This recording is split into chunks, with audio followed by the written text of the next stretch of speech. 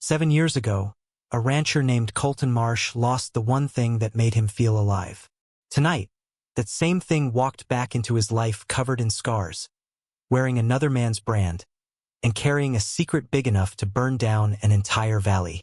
Stay with this story until the end, because what happens between Colton Marsh and the woman he once loved is going to break your heart before it puts it back together. And before we begin, subscribe to see how this unfolds, and comment where you're watching from. I would love to say hello to you, just to know how far our story is going. Greetings, gentle viewers, and welcome back to the ranch. Before the story rides any further, if this is your first evening with us, consider joining the family here. There's a whole shelf of these tales waiting for you, and more coming every week. The valley of Larkspur Hollow sat quiet under a bruised evening sky the night the storm rolled in 7 years ago. Rain came down in sheets so heavy the barn lanterns hissed and died one by one. Inside the Marsh Ranch, a young Colton stood in the doorway of the stable, watching lightning split the sky over the ridge, unaware that this single night would carve his life into two separate halves. The man he was before, and the man he would become after. His horse, a white stallion he had raised from a foal and named Duke, was more than livestock to him. Duke had carried him through his father's funeral, through droughts, through the loneliest winters a young man could survive alone on 2,000 acres. When Colton woke to the sound of splintering wood and a scream from the stable hand, he ran barefoot through the mud, his heart pounding harder than the thunder above him. The stable door hung broken on one hinge. Duke was gone. In his place was only a torn rope, a boot print too large to belong to anyone on the Marsh Ranch, and silence. Colton stood there a long while, rain soaking through his shirt, listening to the storm move off toward the eastern ridge as though it had finished its work and no longer cared to linger. He would remember that silence for the rest of his life, the particular quiet of a barn that should have held the sound of familiar breathing and did not. Somewhere out in that darkness, an animal that trusted him completely was being dragged away by men he could not see, and there was nothing his two hands could do about it before dawn. His father had built this ranch on the belief that a man's word and a man's work were the only currency that mattered in Larkspur Hollow. Colton had believed that too, right up until the night it cost him the one creature who had never once judged him for the years he spent grieving his father instead of grieving properly and moving forward. After that night, belief came harder to him. Trust came harder still. Find him, Colton had said to no one, to everyone, to the rain itself. But the storm swallowed every trail before sunrise, and the sheriff at the time called it a lost cause within a week. Colton did not call it that. He rode every ridge, questioned every trader, and spent 7 years turning into a man the town whispered about rather than spoke to. He kept the ranch running because his father had built it, but the warmth in him had gone out like those lanterns in the barn. Now, 7 years later, Colton Marsh stood at the back of the Larkspur Town Hall, arms crossed, listening to a meeting about grazing rights that he had no patience for. The room was packed with ranchers, all of them nervous about the man seated at the front table. Warwick Sloan, the wealthiest cattleman in 3 counties, a man who had somehow bought, pressured, or buried every small rancher who stood in his way. Colton was halfway through deciding whether to leave when the front doors exploded open. A white stallion, wild-eyed, lathered in sweat, and dragging a snapped lead rope, thundered into the room. Chairs scattered. Women screamed. The horse reared once near the front table, and in that single moment, under the lantern light, Colton saw the faded diamond-shaped scar along the animal's shoulder. A scar he remembered giving first aid to himself 13 years ago, when Duke was still a foal who had cut himself on barbed wire. "Duke?" Colton whispered, and something in his chest that had been frozen for 7 winters cracked wide open. The horse turned its head toward him, ears forward, nostrils flaring, and took 2 trembling steps in his direction before a voice cut through the chaos like a blade. "That horse belongs to me, Marsh. Don't you dare touch him." Warwick Sloan stood slowly, one hand resting on the pistol at his hip, his expression calm in the way that only dangerous men can afford to be calm. Colton did not answer right away. He walked forward instead, ignoring the murmurs behind him, until he stood close enough to press his palm against Duke's damp neck. The horse pushed his head into Colton's chest the way he used to when he was young, and for a moment, 7 years disappeared. "This is my horse," Colton finally said, his voice low and even. "I'd known him blind. Ask anyone who worked this ranch before you started buying up half the valley." Sloan. Sloan's jaw tightened, but his smile did not move. "He's wearing my brand, Marsh. Bought him off a trader 2 years back. Papers to prove it, if you care to see them." "Papers don't erase a scar I stitched myself," Colton said. The room had gone dead silent, every rancher present suddenly remembering old debts they owed to men on both sides of this argument. It was the young deputy, Micah Ford, who finally stepped between them, palms raised, sweat on his brow despite the cool night air. "Let's not do this here," Micah said. "Bring your papers to the office tomorrow, Mr. Sloan. Mr. Marsh, take the horse to the livery for the night, and we'll sort ownership out properly in daylight with witnesses." Sloan's eyes lingered on Colton a moment too long before he nodded once, sharp and cold. "Fine. But I want him back, Marsh. One way or another." As the crowd began to disperse, whispering behind raised hands, Colton led Duke outside into the cool night air, his hand never leaving the horse's neck, as though letting go might make him vanish all over again. It was there, beneath the porch lantern of the town hall, that he saw her. Adeline Hart stood near the hitching post, a travel bag clutched tightly in both hands, her dark hair pulled back in a simple braid, her eyes fixed on him with an expression caught somewhere between longing and fear. Colton had not seen her in 7 years, not since the same week Duke disappeared, when she left Larkspur Hollow without so much as a note. "Colton," she said softly. "Adeline." He said her name like it still cost him something. "You're the last person I expected to see standing outside this hall tonight." "I could say the same about that horse," she answered, her gaze drifting to Duke before returning to him. "I heard he came back. I had to see it for myself." "Funny," Colton said, stepping closer, his voice tightening with old suspicion. "You disappeared the same week he did. Now you're both back on the same night. You want to explain that? Or should I just start believing every rumor this town's been feeding me for 7 years? Adeline's fingers whitened around the strap of her bag. "It's not what you think." "Then tell me what it is." She looked away first, toward the dark road leading out of town, and for a moment Colton thought she might simply walk into the night the way she had once before. "I can't. Not yet. Please, just trust me a little longer. I trusted you for years, Adeline." "Trust doesn't hold up well against silence." Adeline flinched at that, but she did not run this time, which surprised him more than anything else that strange, thunderous night. "I know what it looks like," she said. "I know exactly what 7 years of silence does to a man like you. But some silences are chosen out of fear, Colton, not out of carelessness." "Fear of what?" "Of people who don't forgive easily," she said, glancing once more toward Duke, who stood patiently at Colton's side despite the chaos still murmuring behind them inside the hall. "I should go. It's late, and there are eyes on this town tonight that weren't here yesterday." "Whose eyes?" She did not answer. She simply pulled her shawl tighter around her shoulders and walked into the dark toward the boarding house at the edge of town, leaving Colton standing beside a horse he had mourned for 7 years and a woman whose secrets seemed to run just as deep as his grief had. He watched her go until the darkness swallowed her fully, then turned back to Duke, resting his forehead briefly against the animal's neck. "Looks like tonight brought back more questions than answers, old friend," he murmured. "Let's get you home before Sloan changes his mind about waiting until morning." The following morning, before the dew had even lifted off the grass, Colton found himself at the town's small church, not for worship, but because the Reverend's wife, Mrs. Halloway, kept better track of Larkspur Hollow's history than anyone else alive.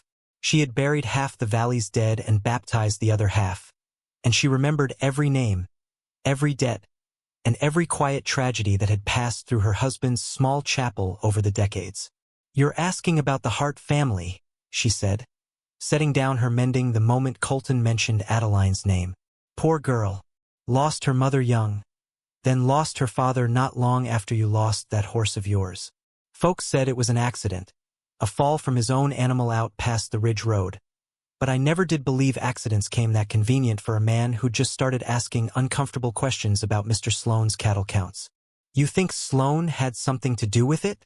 I think, Mrs. Halloway said carefully, glancing toward the church door as though the walls themselves might carry her words to unfriendly ears, that a wise man doesn't say such things out loud in this valley unless he's prepared to stand behind them with more than suspicion.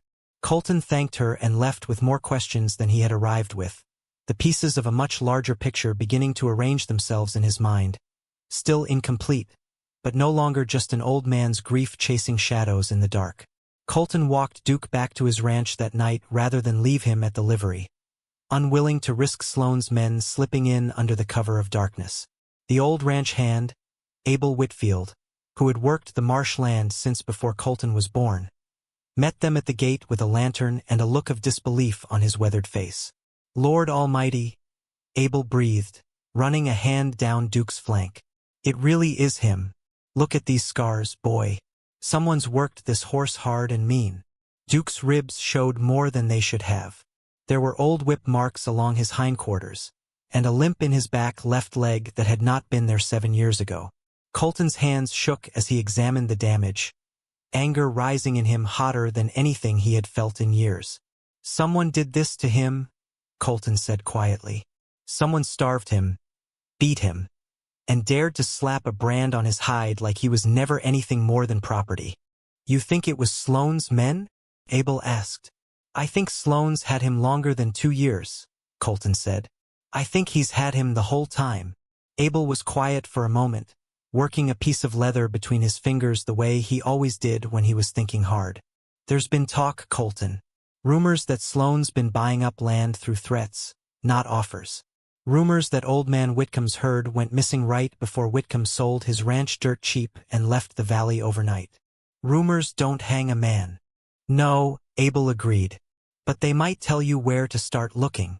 That night, after settling Duke into the stable with fresh hay and clean water, Colton sat on the porch step long after the house had gone dark, turning Adeline's words over in his mind like stones in a creek bed. "It's not what you think. Trust doesn't come easy to men who have spent 7 years alone with their grief," and Colton had built walls so high around himself that even his own hope had trouble climbing over them. He thought about the young woman who used to sit beside him on this very step, sharing a single blanket against the cold, dreaming aloud about a future neither of them ever got to see through. He thought about the morning she vanished. No goodbye, no letter, just an empty room and a town full of gossip that filled in the blanks with cruelty. He did not sleep much that night. Somewhere between the crickets and the wind through the cottonwoods, he decided he would find out the truth about Duke, about Sloane, and about Adeline Hart, even if the truth cost him everything he had left to lose. Before sunrise, he walked back out to the stable to check on Duke one more time, unable to trust that the horse would still be there when he woke, an old fear that 7 years of loss had carved permanently into his bones. He found Abel already awake, sitting on an overturned bucket beside the stall, keeping watch with a shotgun resting across his knees. "Couldn't sleep either?" Colton asked. "Man my age doesn't need much sleep," Abel said. "Besides, someone ought to keep an eye on him tonight. Wouldn't put it past Sloane to send men creeping back for what he considers his property." "You really believe he's been hiding Duke all this time?" "I believe men like Sloane don't build empires by playing fair," Abel said. "Your daddy used to say the quietest men in a room are usually the ones with the most to hide. Sloane's never been quiet a day in his life, but I reckon that's just a different kind of hiding. Loud enough that nobody thinks to look past the noise." Colton sat down on a hay bale across from him, watching Duke's chest rise and fall steadily in the lantern light. "I spent 7 years hating a storm for taking him. Turns out I might have been hating the wrong thing all along." "Storms don't carry grudges, son," Abel said. "Men do." Word traveled fast in Larkspur Hollow, and by the following week, everyone knew that Adeline Hart had returned to town, and everyone knew where she was working. She had taken a position as Warwick Sloane's private bookkeeper, managing his ledgers and correspondence from a small office attached to his sprawling ranch house. Colton told himself he was riding out to Sloane's ranch that morning only to settle the matter of Duke's ownership once and for all. He told himself the knot in his stomach had nothing to do with the thought of seeing Adeline behind that desk, dressed in Sloane's employ, surrounded by Sloane's money. He was lying to himself, and he knew it. The ride out to Sloane's property took him past land that used to belong to 3 different families he had grown up alongside. The Whitcombs, the Reyes family, Old Man Dunmore, who had once taught Colton how to shoe a horse when his own father was too busy fighting drought and debt to teach him anything gentle. All 3 ranches now flew Sloane's brand from their gateposts, and all 3 families had vanished from the valley within a year of selling. No forwarding address, no goodbye visits, nothing but empty houses and overgrown gardens left behind like abandoned promises. Colton had never let himself ask too many questions about those disappearances before. Grief made a man selfish in ways he was not proud of, and for 7 years his grief had worn Duke's face and nothing else. Now, riding past Dunmore's crumbling porch with its broken rocking chair still swinging faintly in the wind, he wondered how many other losses in this valley traced back to the same man sitting behind that polished desk. Sloane received him in the main study, all polished wood and mounted antlers, papers spread across a desk large enough to seat 6 men comfortably. "Bill of sale," Sloane said, sliding a document across the surface. "Signed, dated, witnessed. That horse is mine, Marsh, whether you like the story or not." Colton studied the paper carefully. The signature at the bottom was smudged, the date suspiciously recent for a document claiming a purchase 2 years old. "This ink's barely dry, Sloane." "Ink dries at different speeds depending on the paper," Sloane said smoothly. "Take it up with the county clerk if you doubt it." It was then that Adeline entered the study carrying a stack of correspondence, freezing mid-step when she saw Colton standing there. Sloane glanced between them with open curiosity, the corner of his mouth curling in a way that made Colton's skin crawl. "Miss Hart," Sloane said, "perhaps you can vouch for the timeline of my recent purchases, seeing as you manage my books now."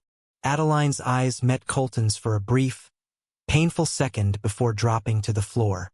"I only started managing the ledgers last month, Mr. Sloane. I couldn't speak about purchases before my time here." "Convenient," Colton muttered. "Careful, Marsh," Sloane said, his tone still pleasant, still dangerous underneath. "Accusing a man of fraud in his own home is a good way to make enemies you can't afford." Colton left without another word, but as he passed Adeline in the hallway, she caught his sleeve for just a moment, her voice barely above a whisper. "Meet me by the old mill at sundown. I'll tell you everything. I promise." He wanted to refuse to protect what little peace he had left. Instead, he found himself nodding once before walking out into the daylight, his heart caught somewhere between hope and dread. Riding away from Sloane's ranch, Colton passed a line of hired hands repairing a section of fence near the road. Men he did not recognize, hard-eyed and quiet in a way that ranch hands rarely were unless they had reason to watch their words around strangers. One of them looked up as Colton passed, holding his gaze a moment longer than was comfortable, before returning silently to his work. It struck Colton then how much Sloane's operation had grown in 7 years, swallowing land, livestock, and apparently people, until half the valley either worked for him directly or depended on him indirectly for their survival. A man that large did not stay honest by accident. He stayed large because honesty had never been a requirement he answered to. By the time Colton reached the edge of his own property, the sun had begun its slow drop toward the western ridge, painting the fields in shades of amber and rust. He found himself replaying the brief, charged moment in Sloane's hallway over and over, the fear behind Adeline's eyes, the warning wrapped inside her whispered promise.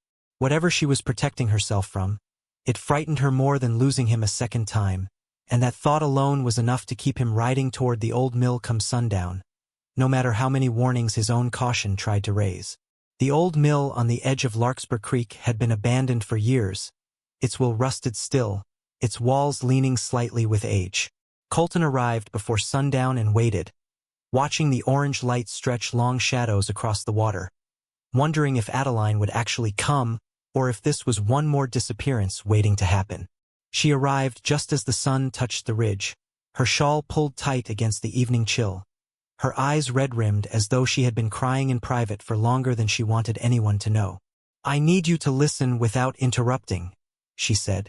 Because if I stop, I don't think I'll find the courage to start again. Colton nodded and she began. My father worked as your foreman before you took over the ranch fully, back when your father was still alive. Sloane came to him with an offer, money in exchange for weakening the fence line around your stable during a storm, just enough for a horse to slip out unnoticed. My father refused at first, but Sloane threatened our family, threatening to ruin the only livelihood we had left after my mother passed. Colton's jaw tightened, but he stayed silent, letting her continue. My father gave in. He weakened the latch the night of the storm, believing Duke would simply wander off and be found again within days. He never meant for it to be permanent. But Sloane's men were waiting in the dark, and they took Duke further than anyone expected, hiding him on a hidden property 2 counties over. And you knew this, Colton said quietly. All these years you knew, and you said nothing. Adeline, why didn't you write? Even once, even just to tell me you were alive. Because every letter I started felt like a confession I wasn't brave enough to finish, she said, wiping her eyes with the back of her hand. And because I was terrified that if Sloane's men ever traced a letter back to you, you would end up buried beside my father instead of simply grieving a horse. I didn't know, not at first, Adeline said, her voice breaking. I found out the night my father tried to make it right. He rode out to return Duke quietly, hoping to fix what he'd done before you noticed. Sloane's men caught him in the act. They killed him, Colton, right there in the dark, and made it look like an accident with his own horse. I saw it happen from the tree line. I was 17 years old, and I ran, because I was certain I would be next if anyone knew what I'd witnessed. Colton felt the ground shift beneath years of anger. He had aimed entirely in the wrong direction. Adeline, Don't, she said gently. Don't apologize for grieving a horse you loved while not knowing the full truth. I left town because I was a frightened girl with nowhere safe to go.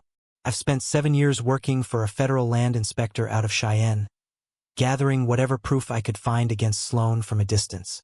When I heard he was expanding his operations back into Larkspur Hollow, I came back under a false reason, to get close enough to find real evidence before he ruined another family the way he ruined mine.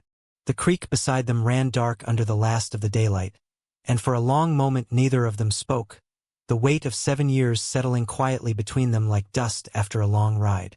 Colton finally reached out and took her hand, not as a promise of anything beyond that moment, but simply so she would know she was no longer carrying this alone.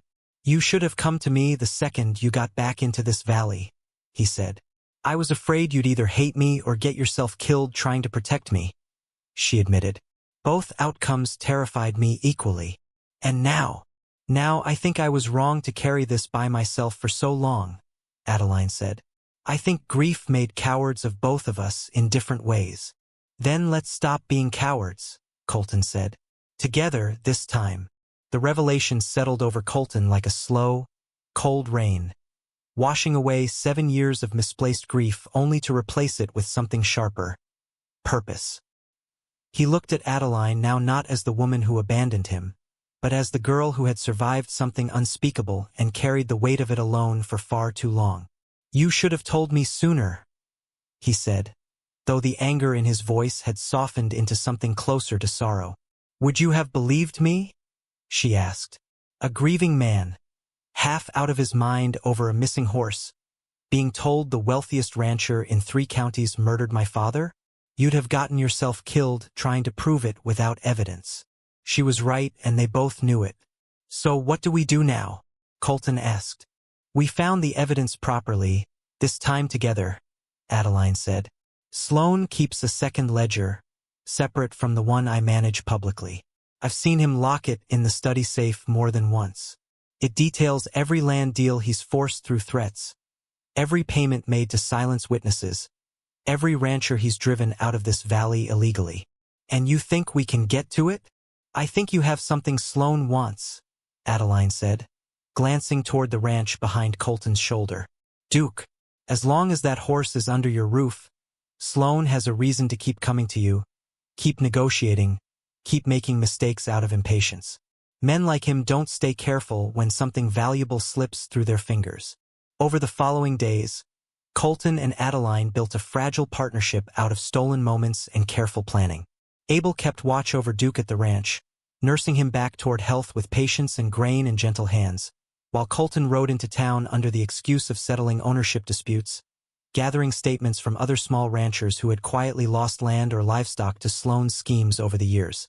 Deputy Micah Ford, though nervous about crossing a man as powerful as Sloane, began keeping his own private notes once Colton showed him the mismatched dates on Sloane's bill of sale.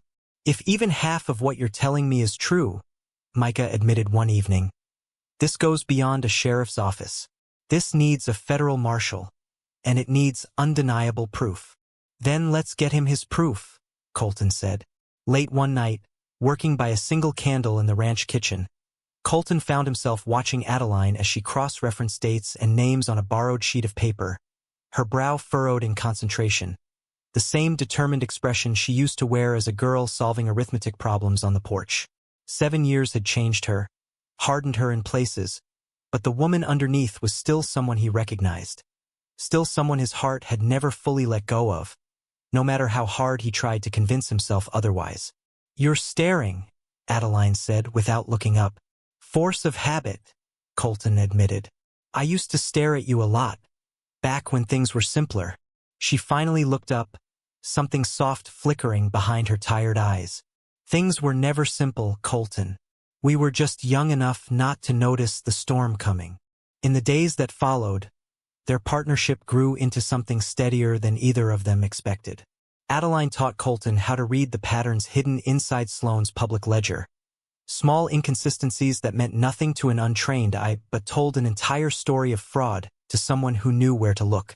Colton, in turn, taught her which ranchers in the valley could be trusted to speak honestly, and which ones had grown too dependent on Sloane's goodwill to risk saying a true word against him.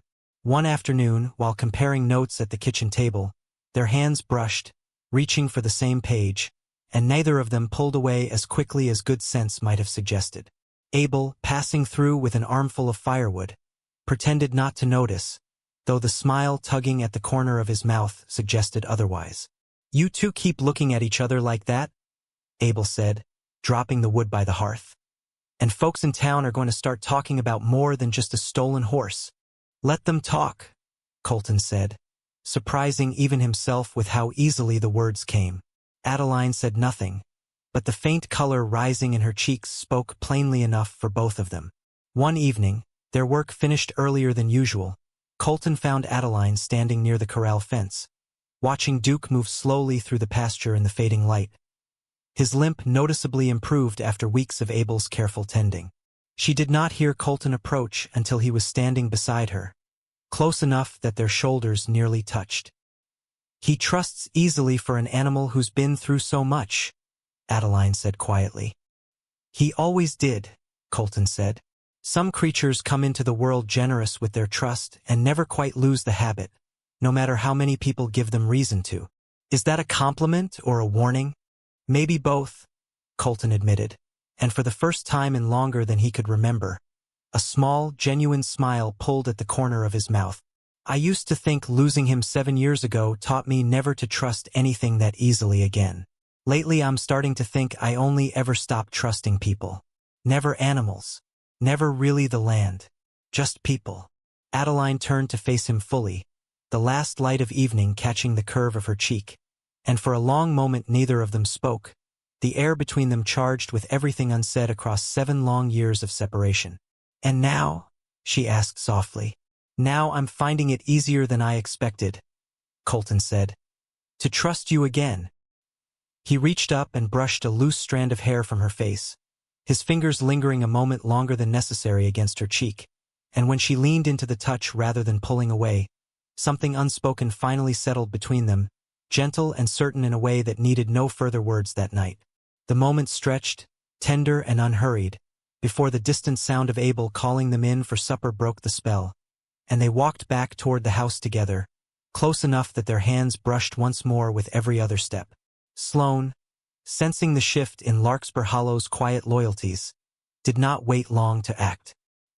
He rode out to the Marsh ranch himself one afternoon, flanked by 2 hired men who stayed near the fence line while he approached the porch alone. his smile as polished as ever. "I'll make this simple, Marsh," Sloane said. "Sell me the west pasture, and I'll drop any claim on the horse. Consider it a fair trade, one that lets us both walk away satisfied." "That pasture backs onto the county water rights," Colton said. "You're not after grazing land, Sloane. You're after control of the water that half this valley depends on."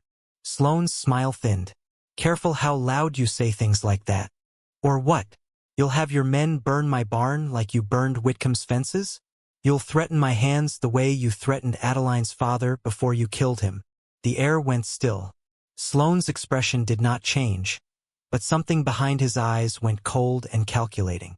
"That's a dangerous accusation to make without proof, Marsh." "I don't need proof to see a man's true nature," Colton said. "I just needed time to recognize it."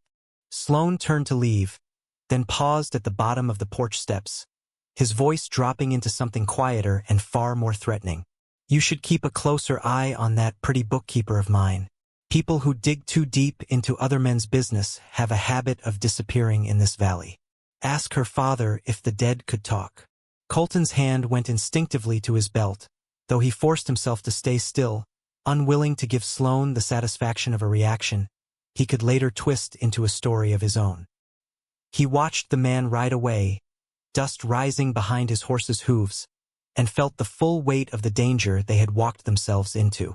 That evening, he rode straight to Sloane's property under the cover of dusk, ignoring every instinct telling him to wait for a safer plan, driven instead by the fear that Sloane's threat had not been idle words. He found Adeline in the small office attached to the main house, working late by lamplight, unaware of how close danger had come. "You need to leave this place," Colton said, breathless from the ride. "Tonight. Sloane knows more than he's letting on, and he's not a man who makes threats without meaning them." "I can't leave yet," Adeline said. "The second ledger. I finally found where he keeps the key." "Adeline, one more night, Colton. That's all I need. And if he catches you before you find it, then you'll know exactly where to come looking," Adeline said, trying and failing to make the words sound lighter than they felt. "I've survived worse nights than this one, Colton. I promise you that." He wanted to argue further, to insist she leave with him immediately and let the ledger burn along with every other piece of evidence they had gathered. But the determination in her eyes reminded him painfully of the girl who used to climb the tallest cottonwood on the ranch just to prove she could, refusing every warning shouted up at her from below. Some people were built to walk toward danger rather than away from it, and Adeline Hart had always been one of them. "One more night," he finally agreed. "But I'll be close. Closer than you know." Against every warning instinct in his body, Colton agreed to give her one more night, staying hidden in the tree-line near the ranch house while Adeline slipped back inside under the excuse of finishing overdue paperwork. The plan was simple. Retrieve the ledger, meet Colton by the creek, and ride together to the sheriff's office before dawn. The plan fell apart within the hour. Colton heard raised voices from inside the house, followed by the unmistakable sound of a struggle. He crossed the yard at a full run, heart hammering, arriving just in time to see two of Sloane's hired men dragging Adeline toward a waiting wagon, her wrists bound, a torn ledger page clutched uselessly in her fingers before one of the men wrenched it free. "Let her go," Colton shouted, drawing his pistol. Sloane stepped out onto the porch, unhurried, a rifle resting casually across his forearm. "You should have taken my offer, Marsh. Now we're negotiating for something far more valuable than a horse." "You're going to hang for this, Sloane." "Only if someone lives long enough to say so," Sloane replied. "Here's how this works. Bring me every page of evidence you and Miss Hart have gathered, along with a signed deed to your west pasture, by sundown tomorrow. Do that, and the girl goes free unharmed. Fail, and you'll spend the rest of your life wondering what happened to her, the same way you wondered about that horse." Colton's finger tightened around the trigger, every instinct screaming at him to end this now, but the presence of Sloane's men near Adeline, rifles raised, forced him to lower his weapon instead, rage burning through him with nowhere safe to release it. "Sundown tomorrow," Sloane repeated. "Don't be late." They rode off into the darkness, taking Adeline with them, leaving Colton alone in the dust with nothing but a scrap of torn ledger paper and a fury he had not felt since the night Duke disappeared 7 years ago. He rode back to his ranch in silence, his mind racing through every possible plan, every possible outcome, refusing to let himself imagine the worst. Abel met him at the gate, taking one look at his face before asking, "What happened?" "They took her," Colton said. "Sloane's got Adeline, and he wants everything we've gathered in exchange for her life." "Then we give him what he wants," Abel said carefully. "No," Colton said, something hardening in his voice that had not been there in years. "We give him what he deserves." He spent the remainder of that night riding between neighboring ranches under cover of darkness, waking families who had suffered quietly under Sloane's shadow for years, families who had assumed nothing could be done, families who had simply learned to survive by staying small and unnoticed. One by one, doors opened to him, lanterns lit, old grievances finally spoken aloud after years of forced silence. "If Sloane falls," Colton told each of them, "he falls because enough of us finally stood up at the same time, not because one man got lucky." By the time the sun rose gray and heavy behind the storm clouds gathering over the ridge, Colton had gathered 9 ranchers willing to ride with him, along with Deputy Micah Ford, who arrived at the Marsh Ranch just after dawn, exhausted and resolved to fight for space on his young face. "I sent word to the federal marshal's office 2 towns over," Micah said. "If he rides hard, he'll reach us by nightfall. Until then, this is on us." "Then we make sure there's still something worth saving by nightfall," Colton said. By the following afternoon, dark clouds gathered over Larkspur Hollow, thunder rolling low across the ridge in an echo of the storm that had taken Duke 7 years earlier. Colton gathered every small rancher who had quietly suffered under Sloane's schemes, men and women with their own reasons to see justice finally served, along with Deputy Micah Ford, who had spent the night quietly notifying a federal marshal station 2 towns over. "We're not walking in there blind," Micah said. "The marshal will arrive by nightfall, but we need a distraction, something to draw Sloane's men away from the house long enough to get Adeline out safely." Colton looked toward the stable, where Duke stood recovering steadily under Abel's care, strength slowly returning to his legs, fire slowly returning to his eyes. "I know exactly what kind of distraction we need." As the storm broke fully over the valley, lightning splitting the sky in violent white flashes, Colton led the small posse toward Sloane's ranch under cover of the rain. Duke saddled bareback beneath him for the first time in 7 years, the bond between horse and rider instant and absolute despite the years lost between them. At Colton's signal, several ranch hands released Sloane's own cattle from the outer pens, sending the herd stampeding through the yard in a chaos of mud, thunder, and panicked animals. Sloane's men scattered to control the stampede, exactly as planned, leaving the main house guarded by only 2 men. Colton dismounted near the rear entrance, moving quickly through the chaos toward the study where he suspected Adeline was being held. He found her bound to a chair near the safe, a bruise forming along her cheek, her eyes widening with relief and fear in equal measure when she saw him. "Colton, he's got men still inside. Be careful." Before she could finish the warning, Sloane stepped out from the shadows near the doorway, rifle already raised. "I told you not to be late, Marsh. Seems you brought company instead of a deed."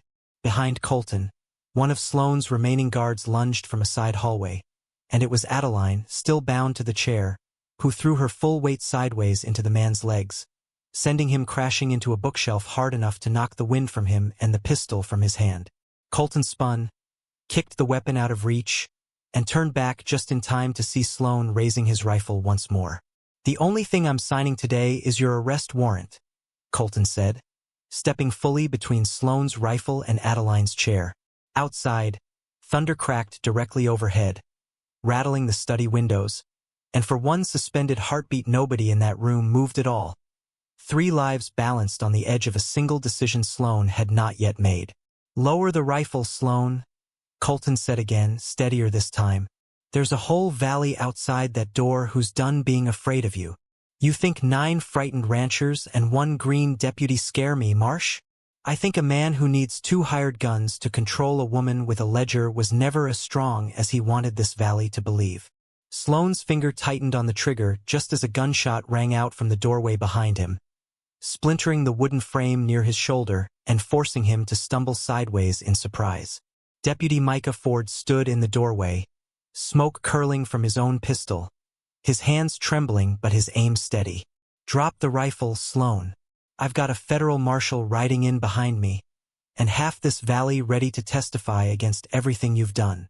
Sloane hesitated, calculating his odds the way men like him always did, before finally lowering the rifle, his composure cracking for the first time since Colton had known him. In that same moment, Colton crossed the room and cut Adeline free from her restraints, pulling her into an embrace that felt like the ending of a 7-year storm finally breaking into clear skies. "I thought I might lose you before I ever got the chance to fix things between us," Colton murmured against her hair. "You came for me?" Adeline said, her voice trembling with relief. "That's more than I ever let myself hope for." Outside, the stampede had scattered into the surrounding fields, and the federal marshal's men arrived just as the rain began to ease, taking Sloane into custody along with the second ledger, finally recovered intact from the study safe, its pages detailing years of fraud, threats, and the true circumstances surrounding the death of Adeline's father. In the weeks that followed, Larkspur Hollow slowly began to heal. Sloane stood trial in the county seat and was sentenced to serve his remaining years far from the valley he had once ruled through fear. The small ranchers he had cheated began the long process of reclaiming what had been taken from them. Aided by testimony and evidence Colton and Adeline had risked everything to gather. Duke recovered fully under Abel's steady care, his coat regaining its old brightness, his strength returning with each passing week, until he once again stood as the proud, spirited stallion Colton remembered from his youth. Colton often found himself standing at the stable door in the evenings, watching Duke graze peacefully in the pasture, grateful not only for his return but for everything that return had eventually uncovered. As for Colton and Adeline, the wounds of 7 lost years did not heal overnight, but slowly, through shared work, honest conversation, and the quiet comfort of 2 people who had both survived more than they ever wanted to carry alone.